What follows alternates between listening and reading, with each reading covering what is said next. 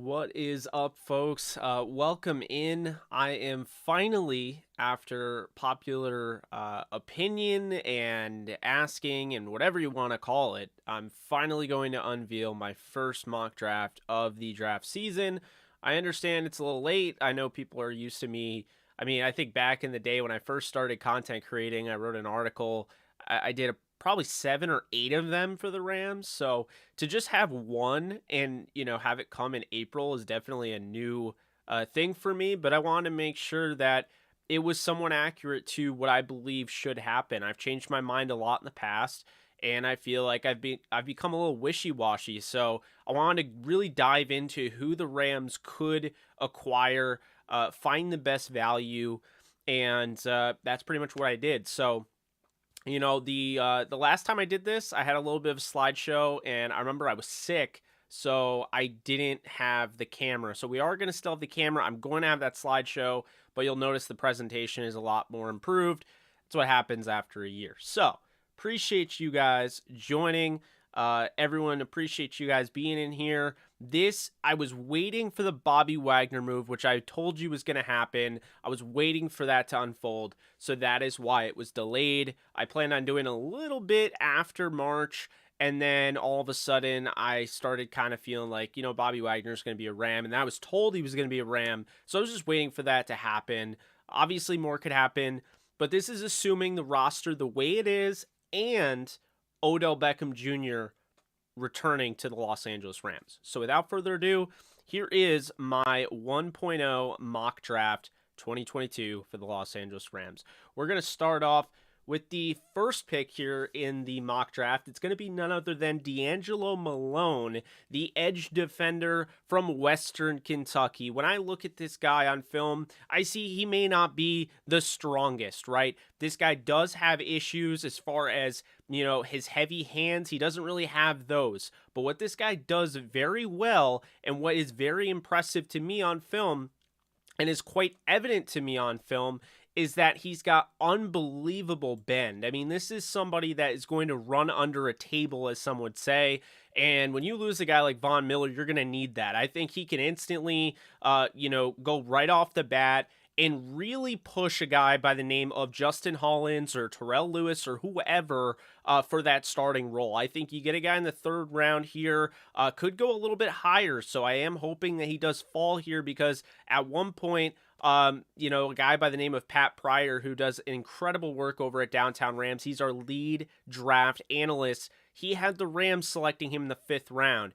The Rams would love that, but I don't think he falls to the 5th round now after his great pro day. This guy is doing a lot of great things during the draft process. I'd love to get him on the show. We'll see if we can make that happen, but as of right now, he is going to be the first pick.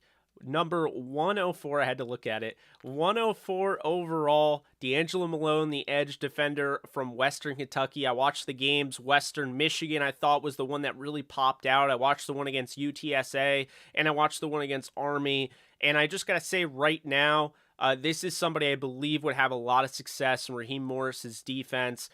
He's got great length. He's explosive, like I said. Love that first step. You'd like to see more size. I think he needs a better anchor as far as setting the edge. And you guys know how important it is to set the edge in this defense. So that makes a lot of sense. But I think he's very instinctual. I think he's got great football IQ. He's got a relentless motor. And so for that reason, as well as being the Conference USA Defensive Player of the Year last year, and the program's all-time leader in sacks, I believe this is the right pick for the Rams. And this is where we're going to go here. We're going to go in the direction of edge to start it off. I understand some are like, what about the cornerback position? What about offensive line? We'll get to it. I love this pick. I think this is a very good pick if the Rams can make this happen. I wouldn't be surprised if they trade down or even trade up. But this is somebody, I've seen a lot of Sam Williams. I've seen Tyreek Smith. I think this guy fits the Rams more than both of those guys. I'm not really looking so much at a 5-tech. I'm looking more, not really a Morgan Fox, not really Ernest Brown the fourth. You got him last year. I'm looking at a guy that can kind of fill that void of Von Miller esque type of build. And when you look at that 6'3", 243-pound frame, I think D'Angelo Malone will do that for you. So he comes in at in the third round here at 104. Moving on, we have a cornerback. That's right. Monteric Brown from Arkansas, the 6', 196-pound corner. I love this guy. He's probably one of my favorites in the draft. I love Malone. I would have tried to get Malone a little later if I could, but I feel like the way his, everything's going with right now, the momentum, I'm just in love with the idea of getting Malone in the third round, just making sure you get that edge defender. I don't feel like it's a great edge defender class. You have Jeffrey Gunter, who I know some people like. I just don't feel like there's a guy that can, right where the Rams are picking. If they miss out on edge in the third round, they're going to have a hard time finding that starter quality player, in the fourth and later round. So here we are, Monteric Brown. What do I like about him? Well, I like the fact that I think he's going to fall here. He shouldn't fall here, but this game, they value speed. Executives around the league, coaches around the league, speed is a skill for them. And when you look at it, it makes a lot of sense. But when you're as physical and as motivated and as much of a route smotherer, I don't even know if that's a word, but the way this guy smothers routes in the short and intermediate game is so impressive to me. Monteric Brown just jumps off the page. When I watch the film, he is so fun to watch. He has got great ball production, and he has had to earn every single interception he's ever had. You talk about a team that last year, Jalen Ramsey and Taylor Rapp led the team tied in interceptions. You got to get another guy, I think, and you got to generate more possessions, steal away more possessions for your offense, that explosive offense that we expect to be even more explosive this year to get back on the field. And I think Monteric Brown does that for you. I think he instantly is somebody that can come in right away and he could challenge Robert Rochelle and David Long for a starting role. This is exactly who you want. This guy fits the Rams' needs, because here's the thing. A while ago, I did a video where I kind of broke down the guys I thought the Rams could target at the cornerback position. And he was one of the top guys. Him and Kobe Bryant, who I think is flying way high up boards. He's probably going to be in the second round. I don't think he'll be available for the Rams, but he's a guy I definitely think they'd be interested in. Monteric Brown I'm going with here, and here's why. First off, he played in the SEC. He was damn good in the SEC. Went up against a lot of competition. Very battle-tested there. Just very intelligent player. You're going to see a lot of this theme here. I'm not going to have the Rams drafting anybody that doesn't have high football IQ. That's what the Rams target. They want guys that understand what to do and when to do it. And this is something that Monteric Brown does well. He's not the most athletically gifted. He ran a 4.55, and I understand a lot of people have concerns about his speed. He honestly didn't even play that fast on film, but I don't care about that, and I don't really buy too much into it, because what I think he does extremely well is he is physical at the point of attack. When you look in the first 5 yards, he is willing to put his face right in their grill. And that's the thing. He's going to be a pest. But that's not really what they need him for, right? The Rams play heavy zone, soft shell coverage. And because of that, more of a cover 3 style defense, I think he fits more of a zone. And so it's great to know that this guy can handle himself on an island in man, but he plays zone very well, and I think he fits the Rams. I think he's physical enough, and pesty enough to be a slot corner, but I think he would be really well focused on the boundary. I understand that does create a little bit of, a worry what happens with Rochelle. Don't worry, I think Rochelle can also play those positions. I think he can be groomed into a star role as well. So I think the Rams will make do with what they have. Keep in mind, we saw Dante Dion get a lot of play. He's not coming back, at least not yet. We'll see if he does come back. So the Rams do need to go out and get a corner. This is right now assuming that Gilmore is not going to be on the roster. They don't sign another guy. This pick makes a lot of sense. Even if they do, this pick makes a lot of sense. I'm a big fan of him. He's not the most lengthy corner, but he's got good length, and I think he uses it well. He's a good run defender, and that's a really important thing for me as far as what I'm looking at in cornerbacks. I just love the fact that this guy's physical, he's smart, and at the end of the day, he may not be the most athletic, but he got some great ball production in college, in a big-time conference in the SEC, and, he was a consistent player. So I love the idea of bringing him in, 4th round, 142. He comes to the Rams here. I love this fit. We move on. I almost said the next pick, but now I'll say it. Thomas Booker. Jake, Why do you have them picking a defensive lineman? We need offensive line help. We need a punter, yada, yada. I don't care. This is a best player available pick. I absolutely love this guy. I fell in love with him. I was watching a few, and this guy just actually popped up on tape. I wasn't even watching him necessarily. I was watching another player, and all of a sudden, he just jumped off the page. And big number 4, let me tell you, first off, he's a captain. You lose Sebastian Joseph Day. I love what they're doing with the defensive line, don't get me wrong, and the Rams are known for playing the long game. They've done it with a lot of players. They're doing it right now with Terrell Burgess. They did it with Joseph Noteboom. They play the long game. They draft guys high, and then they let them wait. And then when they come out, they're ready. Well, here's the thing with Thomas Booker, okay? He can instantly fight for snaps right off the rip. He can play any technique on the defensive line. He is ungodly intelligent. He's got an incredible motor. He's heavy-handed. I understand you're asking why he would fall to the 5th. I don't know why he would fall to the 5th, but every mock draft has him going later on. So I'll take him. I'll put him with Eric Henderson. I'll put him in a room with Aaron Donald, Ashawn Robinson, Greg Gaines, Bobby Brown III, and let him go to work. And that's the thing. The draft doesn't always have to, cover your needs, but who's to say this isn't a need? Because when you think about it, Rams are going to have to pay Greg Gaines. He was drafted in 2019.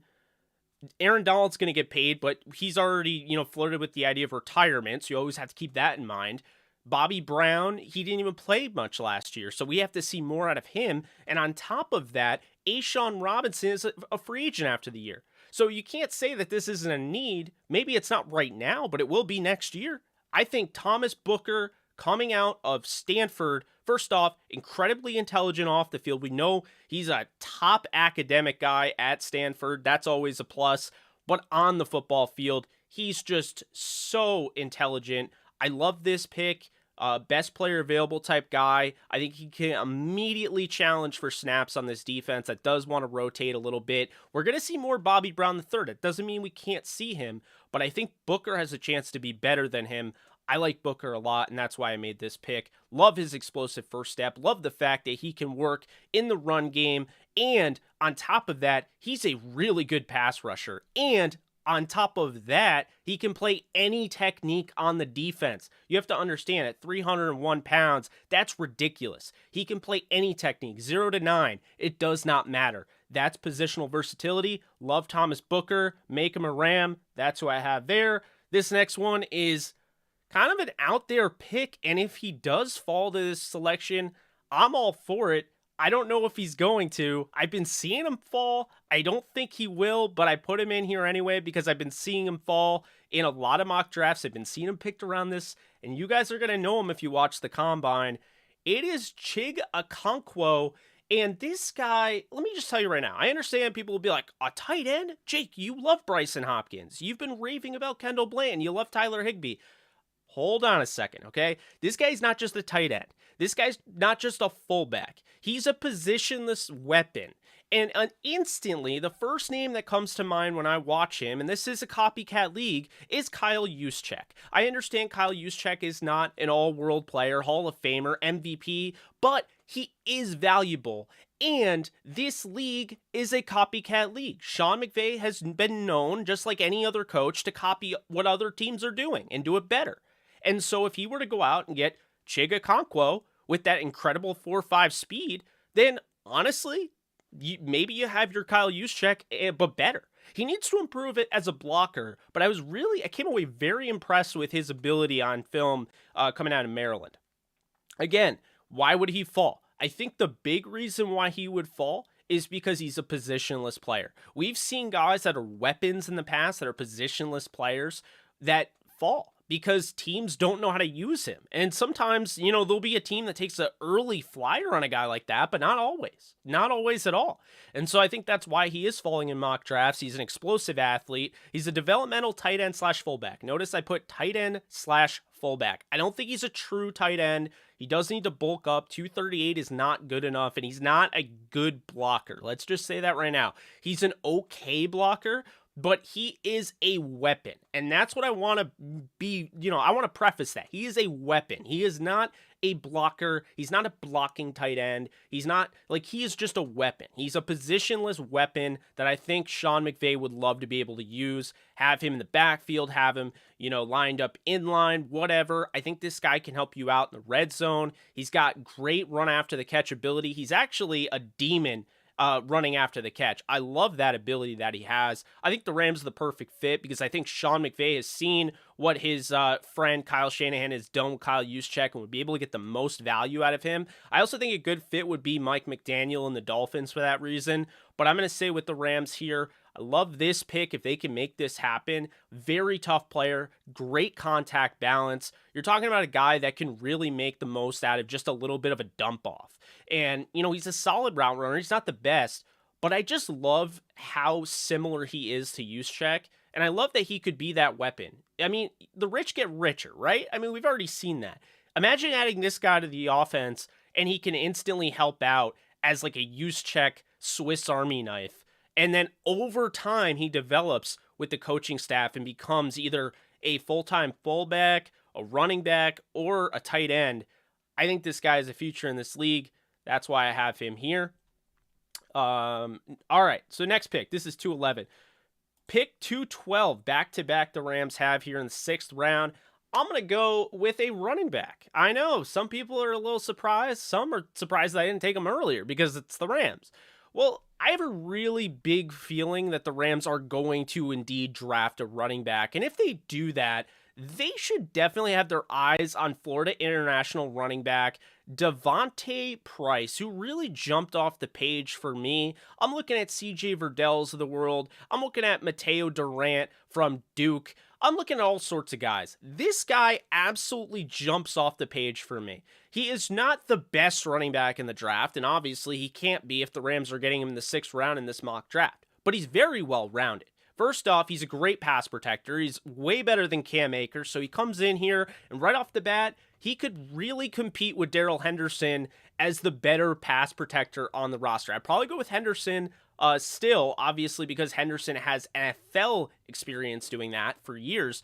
But Price is a damn good pass protector, and that's something you love to see. I think he diversifies your running back room. I think he's astronomically better than having Jake Funk. I'm sorry, I have to say it. He's a lot better than Jake Funk. He's tall, he's thicker. But here's the thing. I like his ability to get to the 2nd level. I like that he's patient. He's able to gain yards after contact because he's got great contact balance. I think he needs to improve his receiving ability a little bit, but hey, that's something I think, you can improve on, of course. And he does run a little too upright, which I think teams will kind of have an issue with, but he didn't really fumble. He didn't show any, sign of, concern, cause of concern, anything like that. He didn't have ball security issues. So, I mean, people had an issue with Derrick Henry running straight upright, and he's the best running back in the league. So I guess that's the way it works. But I'd like to see the pad level get better as well, so I can't necessarily fault him on that. And again, back to the whole point. He diversifies the Rams running back room. He's 6'1", 210 pounds. That's basically Todd Gurley's stature. He's not Todd Gurley. I'm not saying he is, but he is fast. He can get to the 2nd level. He's got great contact balance. He's a great pass protector, which Gurley was. I think it diversifies the running back room enough where now he's not the same as what they have in Akers and Henderson, and he's got a nose for the end zone. I noticed that he's a better goal line back than Cam Akers. So I like this pick for that reason. I think he'd make a lot of sense in this offense. I think right now, it doesn't look like the Rams are going to look in free agency. I'd rather them draft this kid, late in the draft than sign a free agent personally. I like him as the 3rd option with the potential. If Darrell Henderson doesn't come back, he is a free agent after this year. If he doesn't come back, then maybe this guy steps in and becomes number 2. And with Cam Akers' injury issues, the fact this guy has stayed relatively healthy throughout his career makes me feel confident that he could actually take over the load as the number 1 running back. I want to be very clear here, guys.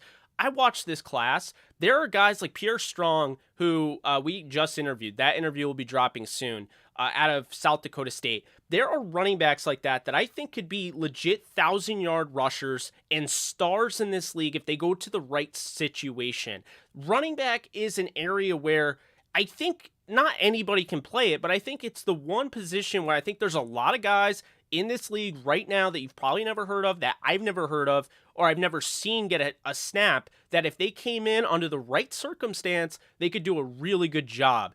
Price to me with the Rams would make a lot of sense. I think he fits any scheme for that matter, any blocking scheme. He's patient enough.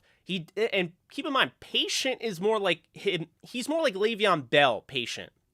He doesn't dance in the backfield. He doesn't make unnecessary movement. He's patient in the fact he reads his blocks quickly, but he also understands, and he could be like Le'Veon Bell was with the Steelers. So I like this pick. I'm going to go with Devontae Price here. We move on to 218 here. You guys know him. We interviewed him. Love the guy. I think he's got one of the best personalities of anybody I've ever interviewed.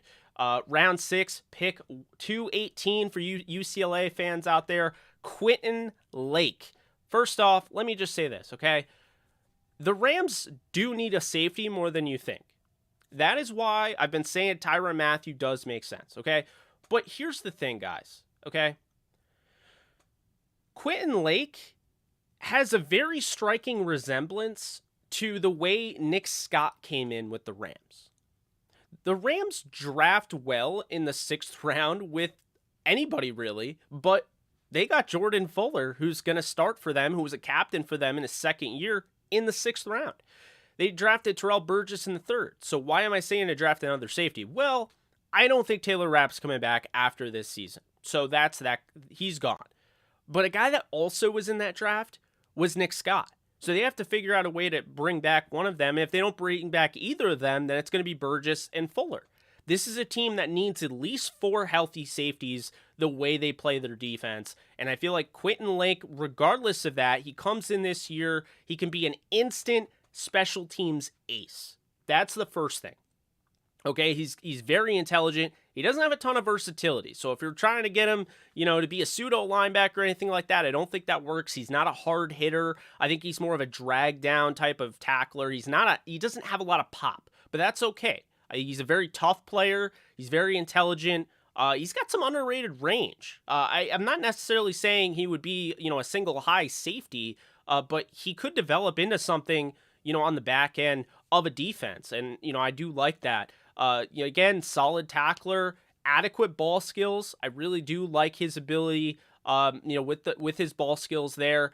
And I just think at the end of the day, we interviewed him. That doesn't mean everything, but I normally don't come away with an interview like the way I came away with. Like his was like I could go to a bar with this guy, talk to him. He is so down to earth. I think he really, I think teams are going to fall in love with his personality, to be honest with you. And I think they're going to fall in love with the fact that this guy can right away help you on special teams and could develop into a defensive starter down the road like Nick Scott. So that's kind of my pathway for him. He's not as fast as Nick Scott. He's not the athlete Nick Scott is, but he's a good athlete. And I think, his ability in special teams can really groom him into something. So I like this pick. Again, it's late in the draft. There are no trades in this first mock. I might do another one with trades. We'll see. But this one, there's no trades. So if they stay here, I like getting Quentin Lake. Maybe a round earlier than where they could get him, but just to secure him because they don't have a pick until 238 in the 7th round. So I'm going with Quentin Lake here in the 6th, at the end of the 6th for them, 218. We move on to the 7th now, pick 238. I'm going to take Blaze Andrews, another guy we interviewed. Really like Blaze Andrews. First off, came away really impressed with him. I like his tape, but I also really like him as a person. A durable 4-year starter. You don't see many of those anymore. It's hard to play 4 years in college and not get roughed up, especially in the Big Ten. He can play any position on the offensive line. Now, I think this is a good thing, but I also think positional versatility on the offensive line is maybe something that we're kind of, turning a blind eye to. We're turning a blind eye in the fact that, hear me out when I say this, Blaze Andrews will probably be a better NFL player than he was in college, and here's why. Because I think eventually a team is going to sell him on one position, and I think it's going to allow him to improve upon that. I think when you're constantly rotating from tackle to guard to center, it's a little nerve-wracking, and you're not really able to focus on one position. I don't feel like you're able to get the most out of it. So I think he'll be a better pro. I could see the Rams using him as a backup tackle, backup guard. It's not to say that they shouldn't use him, with positional versatility, but I do think that he's going to be a better pro, and I'll stand by that. So because of that, I like Andrews here. We're talking about a 7th-round pick with some upside. Obviously, 4-year starter. He's kind of similar to getting a Tremaine Ankrum, right? Positional versatility, played in big games, physical starter on a good team. He's got average or above average football IQ. He's got heavy hands. The thing that you're going to notice with Andrews is that he's a guy that's, basically takes care of the problem. He doesn't finish the problem. So he's not going to be a finisher in the trenches. I know some of you love those guys. I personally do, but he's not going to be that guy. And you're not going to find finishers on the offensive line without some supreme red flags this late in the draft. So keep that in mind. He is going to lose leverage at times. I do like his ability to get to the second level. I think that's an underrated area of his game. So I'm going to go with Blaze Andrews here, the second to last pick of this Rams 1.0 mock draft. And now my last pick, and thank you, by the way, Matthew. I just saw that you donated. Really appreciate that, man. Good afternoon to you, too.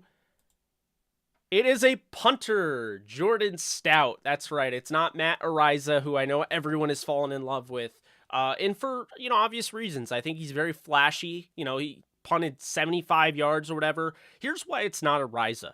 Let me just explain this to you right now. Ariza's not going to be a Ram because a team that is a bad offensive team that is constantly in their own territory are going to covet Ariza in that 75-yard leg more than the Rams are going to covet. And here's why. Let me just explain this to you, okay? Jordan Stout is way better than people give credit for. He's not nicknamed Punt God, but the thing that Jordan Stout does better is he doesn't force touchbacks. And that's a thing. He had 12 fewer touchbacks than Matt Ariza. He fits the Rams more. The Rams typically, when they punt, are going to be punting from like the 40-yard line, right? They're not going to be punting from their own one. I don't need a 75-yard leg. I need a guy that's going to be able to directional punt, a guy that's going to pin guys deep and not get the touchback there, right? Because we don't want to see a bunch of touchbacks. And that's something that I thought Jordan Stout did well going back. And I don't really watch film on punter and kickers, but his film was kind of fun to watch. Watched his Senior Bowl film. Here's the thing, okay? He doesn't have the best leg in the draft, but he's very accurate. He had 12 fewer touchbacks than Ariza.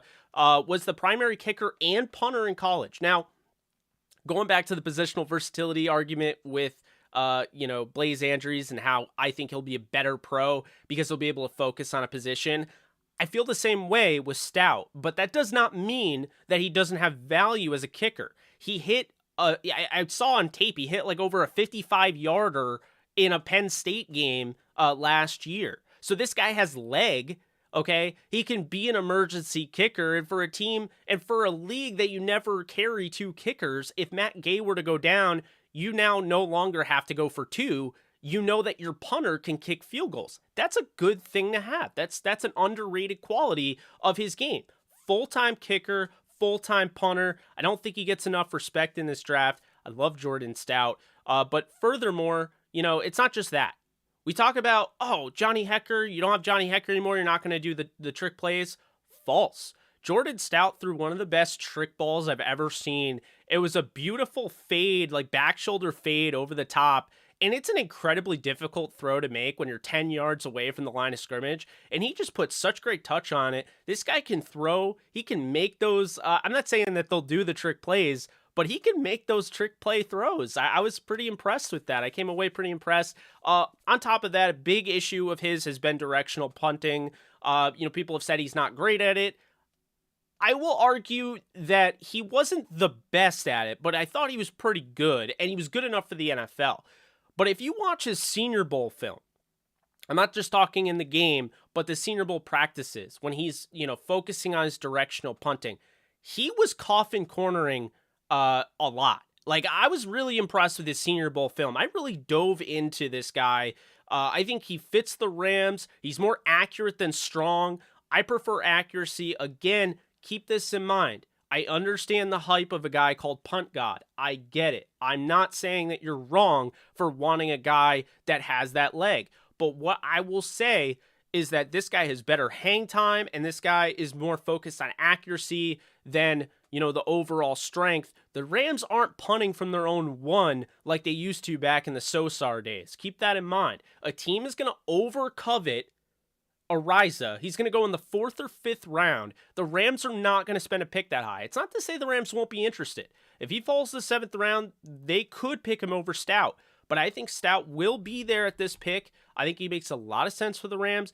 He's not a weapon, so to speak, but in a sense he kind of is, because he's exactly what the Rams need. The Rams don't typically punt from their own territory. They punt from the 30 and 40 yard line, things like that.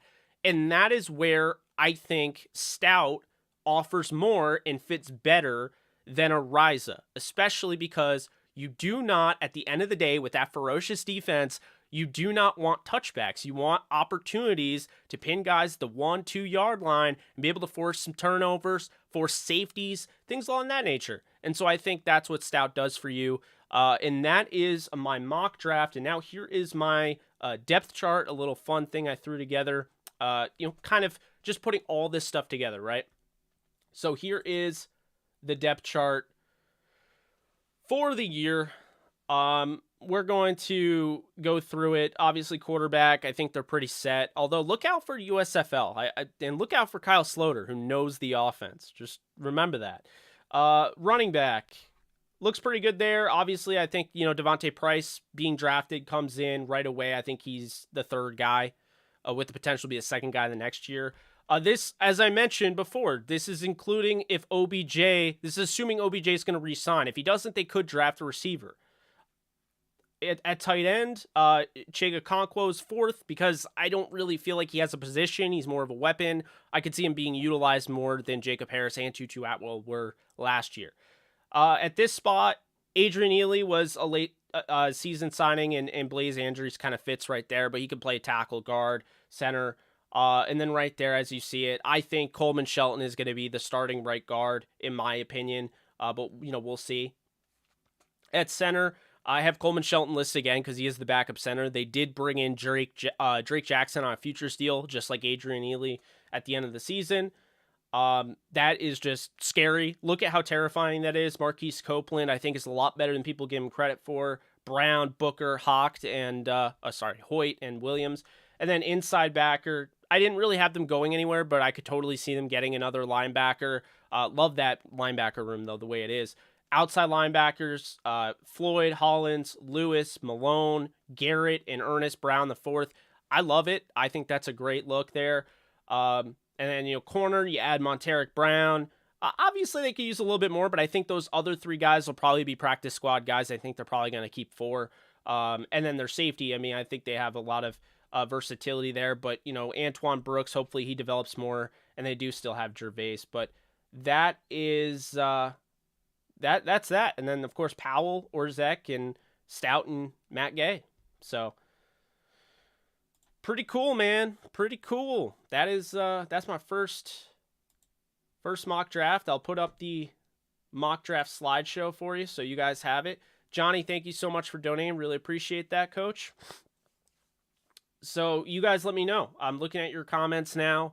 Guys, let me know. Grade my draft from A to F. To A+ to F-.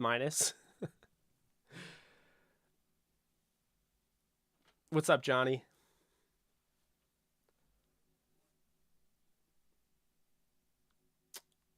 Also, let me know, guys, if you like this format too, because I liked it, but I'm a man of the people, So, you guys let me know if you liked it. You want me on the Rams payroll? I appreciate that. It's a G? What does that mean? B+? I'll take it. So let's talk about each pick, too. And thank you. I appreciate that, Ramelia. So, all right. Thanks, Michael. Let's talk about it, though. All right, let's go through each pick. So, starting off, I know it's a slideshow, so it's going to keep going around because I want everybody to see them. Um, Thank you, Matthew. Yeah, Blaine and Alexis don't like Shelton as much as I do. I don't know why I'm sold on Shelton, but I am. I saw the way he played when Brian Allen went down, and I believe that he can play center or guard. Um, yeah. All right, so let's talk about the first one. D'Angelo Malone, pass rusher, coming off the edge. All right, so let me just ask you guys this. What are your thoughts on Malone? How would you grade Malone from A plus to F minus? F minus is totally like, it's a joke there, but if you guys know CM Punk, you know what I'm talking about. A minus, I'll take it. I would love if he was there. A B, okay, all right. Yeah, I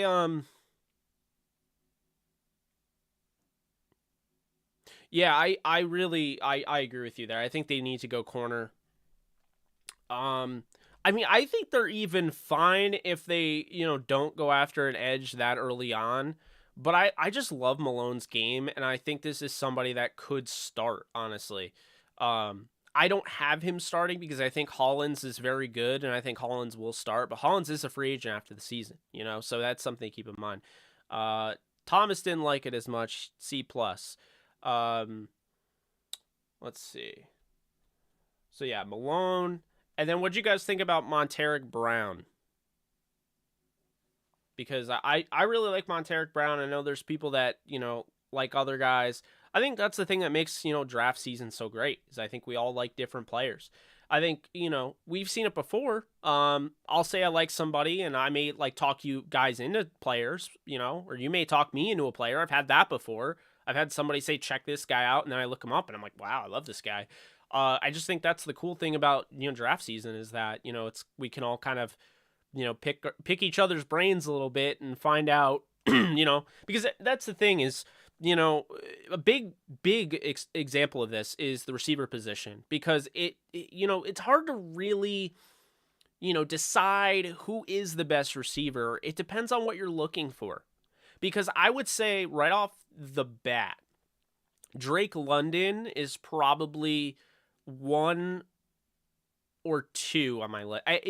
It's between him and Jamison Williams for me. But see, someone may not covet what Jamison Williams does after the catch. Drake London's body structure, his injury history. People might focus more on, say, Garrett Wilson or Olave or somebody like that. I mean, that is what the nature of the draft really is. I mean, I think Calvin Austin is probably, if not the best, he's one of the best slot receivers in this draft. And it's like you kind of have to look at it differently, right? You have your flankers who line up a little bit off the line of scrimmage. You have your slot receivers. You have your, obviously, your guys that can go up and high point the football, but you have your guys that are more route running savants. You have guys that are yards after the catch guys that aren't really great at either of the route running or high pointing the football areas of game. But I think that's the thing. Fortner, I think Fortner could fall past 104. And funny you should mention that. I had Fortner in round 5. I changed it. My initial mock draft, and it took me a while to finalize it.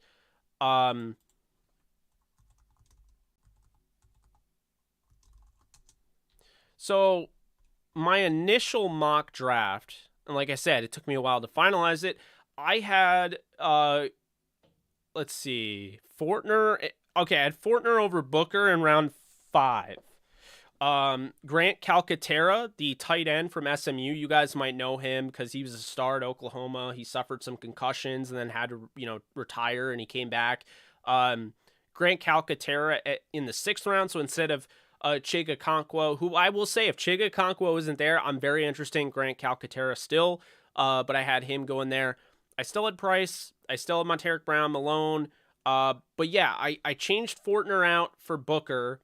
I changed Calcaterra out for Chig Okonkwo. I still had Price. I changed Kyron Johnson, the edge out of Kansas. I love his game, by the way. Really love his game. He had a great Senior Bowl, did a great job against Trevor Penning. who's going to be a first round talent. So, I really like his game. If he's available, that would be great. But, I ended up not picking him there. So, but I had him there. And then I had George Moore, offensive tackle, Oregon, who we did interview. And then I switched him for Andrews because I like Andrews' positional versatility more, which is funny. George Moore is more of a tackle. So that's why I went with that. But so to answer your question, I could definitely see Fortner falling past 104 since I had him going in the 5th initially. I like the potential of Amare Barno as well. He was also in the conversation in my mock draft. I decided to go with edge early on, so I didn't go with Barno later on. I went with Malone in the 3rd instead of going with Barno in like the 4th or 5th. Yeah, I mean, if they sign Gilmore, that'll change a lot here. It will change a lot because I don't know if I would even take a cornerback that high if they sign Gilmore. If they sign Gilmore, I might splurge a little bit and go with a skill position player in the 4th round. That's the thing. So, I mean, I might upgrade a little bit. Like I might go with like Hassan Haskins, running back. That's if they sign Gilmore before the draft, though.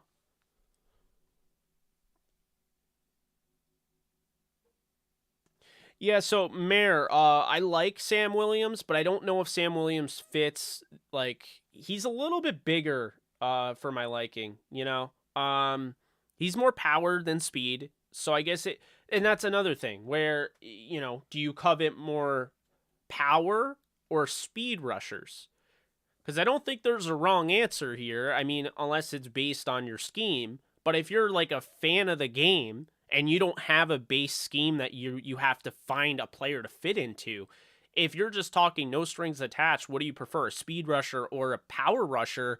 That's a really interesting argument and discussion to have because I don't think you're wrong either way. I mean, as long as you get to the quarterback, as long as you have consistent pressure on the quarterback, I think both types of players can be successful.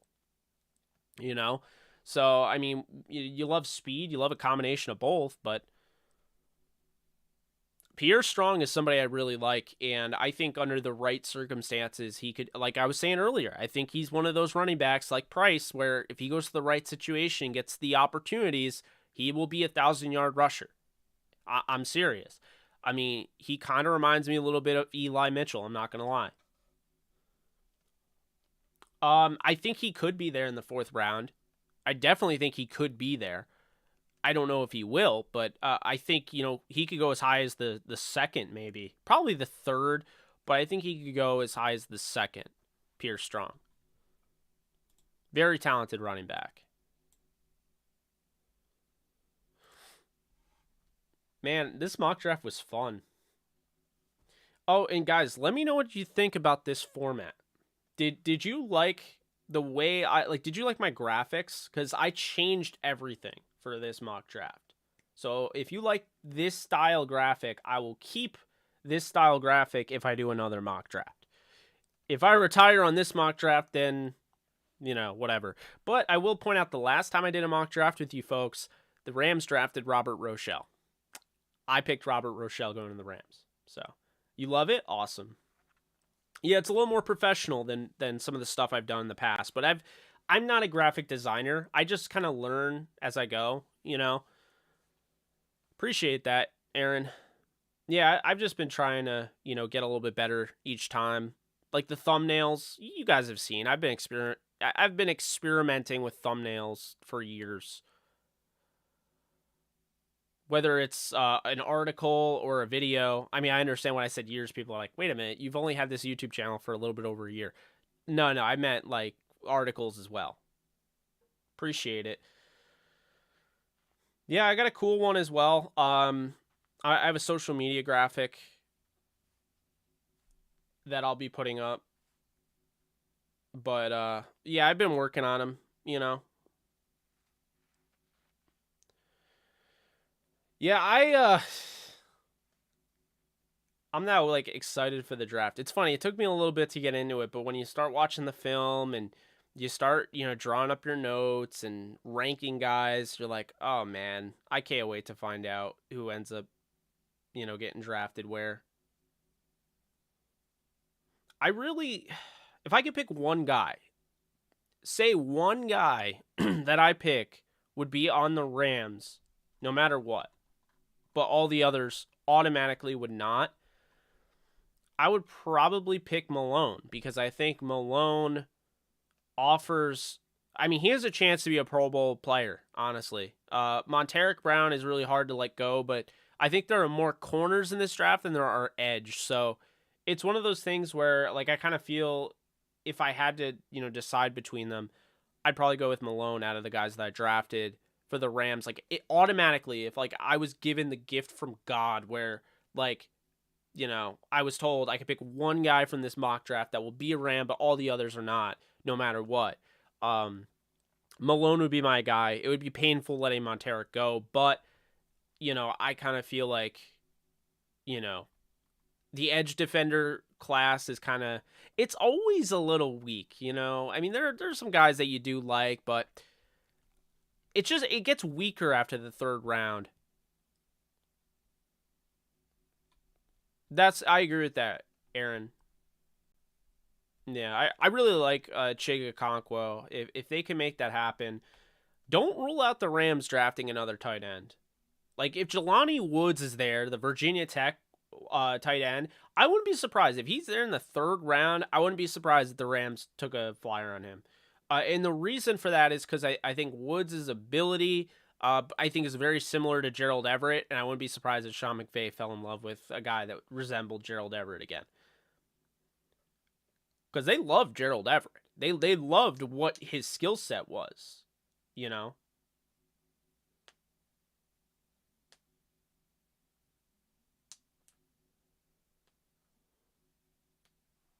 So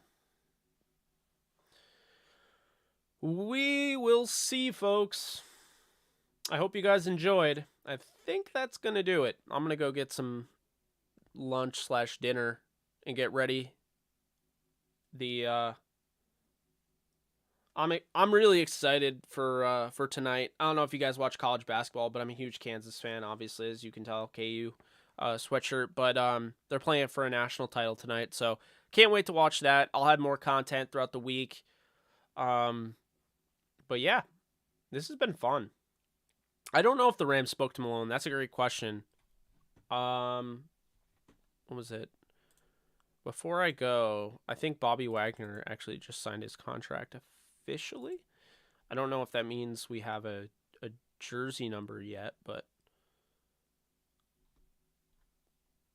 Bobby Wagner signing his contract with a hoodie that has Jordan hugging Kobe and LeBron on it. That's interesting.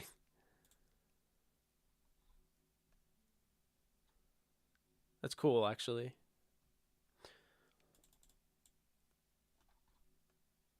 Yeah, well.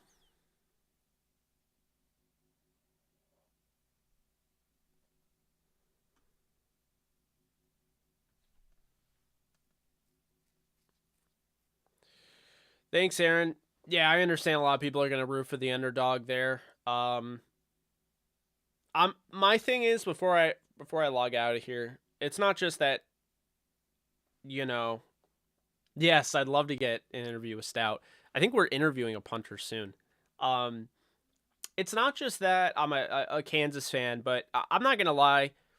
I almost completely took myself out of the sport, like watching college basketball after the pandemic, because Kansas was 2 votes away from being the unanimous number 1 team in the country. They had won 15 straight, and no one looked like they could hold the candle to that team. And they didn't even get a chance to play for a national title because the tournament was canceled due to COVID. First off, I think the NCAA did an incredibly horrible job with that. I think they're a joke for that, and I'll never respect them for canceling an entire season. They were so focused on the money of having all 68 teams that they couldn't just make it a 16-team tournament and make the best teams in it. So I'm still bitter about that. So I'm hoping tonight that Kansas can get some, revenge, some justice, so to speak, because I do feel like that, this is a team that has 5 championships. They've had one with Bill Self. They haven't had one since 2008. They lost in 2012. The last time Kansas was in a national title game, I was still in high school. So feels good that they're in it tonight, and I think they are truly the best team. If they lose, then it's going to be one of those games where they just didn't play their best, their shots didn't fall, whatever. I do think that they are by far the best team, though. When they're at their best, no one can beat them. And this is not even close to one of the best Kansas teams that I've watched. That's the crazy thing. So we'll see tonight. I would have done a video on it, but I just don't know how much interest I'll get. And I don't like posting videos that only get like 75 views because it hurts the algorithm. Because when I'm getting constant, like I had 8,000 views for the Bobby Wagner one, and 8,000 for another one I did with Bobby Wagner and OBJ, and then I post something that gets 100. The algorithm is saying that basically, like, since it's also sports, it's saying that like people don't want to watch it as much. Like it's too, like, the disparity is too much. So that's why I didn't make one. I was gonna have Ben Stevens from Sports TV, I can't even talk. Sports Grid TV on. I've been on his show quite a bit, so a friend of mine. I was gonna have him on, but obviously that didn't work out. Had some stuff come up, and we did end up doing that live show. Unfortunately, that would have been the Final Four preview, and then I was gonna do a video on this, but again, I just don't know how much interest it would get. I'm not trying to alienate people. I do want to post my own stuff, but that's kind of out there. I've never really posted about college basketball before. I've talked about it, but never had like a show about it. So wasn't really sure if anybody would care for that reason. But I am an unapologetic Kansas fan, and that's what I will continue to be. So, that's that. Rock chalk, go KU. You guys have a great night. I will see you guys soon. And root for Kansas for me. I understand a lot of people are going to root for the 8 seed to win, but, it's appreciated. Rock chalk, baby. Hopefully I come back and have 2 championships under my belt with the Rams and Jayhawks. So appreciate y'all. You guys have a great night, and I'll talk to you guys soon. Again, you can find the replay of this. Of course, it's going to post right after. And be sure to share my mock draft with anybody. I'm going to have a social media. I'm going to drop a social media graphic I made. It's going to have all the picks, so you could also share that as well. Really appreciate it. And I'm out. You guys take care.